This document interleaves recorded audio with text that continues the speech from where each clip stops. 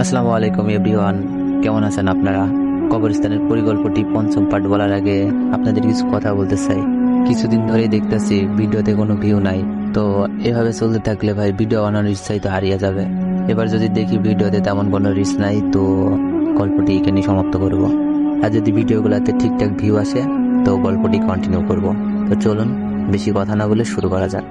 ও আচ্ছা, মিমকি অব্রকে ফিরিয়ে আনতে কত দূর পেরেছে যদি একটু বলতেন। অব্র প্রায় অর্ধেক এসেছে, কিন্তু কেউ তাকে দেখতে পারে না। পরিপূর্ণতা পেলেই সম্পূর্ণ শরীর পাবে। ও অব্র যদি চাই কোনো মেয়েকে ধর্ষণ করতে, তাহলে কি পারবে? তাকে কি কেউ দেখতে পারবে না? পারবে, কিন্তু কেউ বুঝতে পারবে না কে এমন খারাপ কাজ করছে তার সঙ্গে। হ্যাঁ বুঝেছি। তো আপনাদের কিছু কথা বলে রাখতেছি, এটা কিন্তু একটা কাল্পনিক বানোয়াট গল্প, কেউ ভুলভাবে নিবেন না।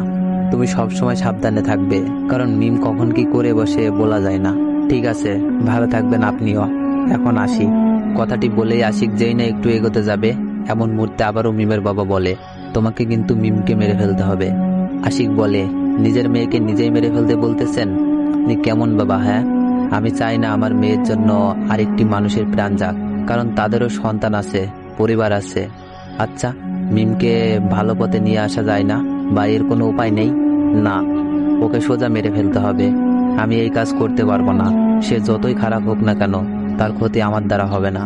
আমি শুধুমাত্র চোখগুলোকে রক্ষা করার জন্যই এত রিস্ক নিচ্ছি। মিমের বাবা বলল, তোমার কথাগুলো শুনে ভালো লাগলো। তুমি যদি এইসব চোখের আত্মাকে শান্তি দিতে চাও, তাহলে আগের 9টি কবরস্থান থেকে শিমুল ফুল সংগ্রহ করো।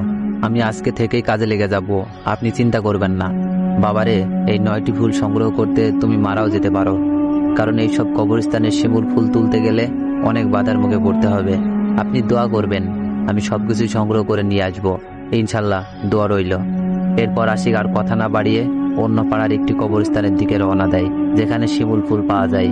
বেশ কিছুক্ষণ পরে আশিক অন্য পাড়ার একটি কবরস্থানের সামনে এসে দেখতে পায় কবরস্থানের ভেতরে একটি ছোট শিমুল ফুল গাছ, যেখানে শিমুল ফুলের কারণে পুরো গাছটি টকটকে লাল হয়ে আছে। যা দেখে আশিক কবরস্থানে প্রবেশ করে, আর প্রবেশ করা মাত্রই তার সামনে 2টি শহর কুসনি দুই পাশে চলে যায়। আর আশিক সঙ্গে সঙ্গেই সেখানে দাঁড়িয়ে সালাম দেয়, আসসালামু আলাইকুম। সালাম দিয়ে একটু এগোতে পিছন থেকে কেউ একজন বলে উঠল, আজ সালাম দিয়েছিস বলেই তোর কিছু করলাম না, যদি সালাম না দিতি তাহলে এখানেই শেষ করে দিতাম। কথাটি শুনে পেছন ঘুরতেই দেখতে পাই একটি লোকও নেই, যা দেখে আশিকের মনে ভয় ঢুকে যায়। শরীরের লোমগুলি মুহূর্তেই দাঁড়িয়ে যায়, বুকটা দুক দুক করতে থাকে। হাজারো টেনশন নিয়ে আবারও একটু এগোতেই দেখতে পাই একটি বয়স্ক লোক ছোট্ট বাচ্চাদের খেলনা বিক্রি করতেছে, যাকে ঘিরে বেশ কয়েকটি বাচ্চাও আছে। আশিক মনে মনে ভাবতে লাগলো, এত রাতে কে এই ব্যক্তি যে ছোট বাচ্চাদের খেলনা বিক্রি করতেছে, সেটা আবার কবরস্থানে? এইসব দেখে যেন হাসিবের মাথা পুরোই হ্যাং হয়ে যাচ্ছে। কি করবে ভেবে পাচ্ছিল না। পরবর্তীতে একটু চিন্তা করার পরে আশিক সেই দিকে নজর না দিয়ে সেই শিমুল ফুলের গাছের দিকে এগিয়ে যায়। তো গাছের কাছে এসে যেই না আশিক ফুলটি ছিঁড়তে যাবে, এমন মুহূর্তে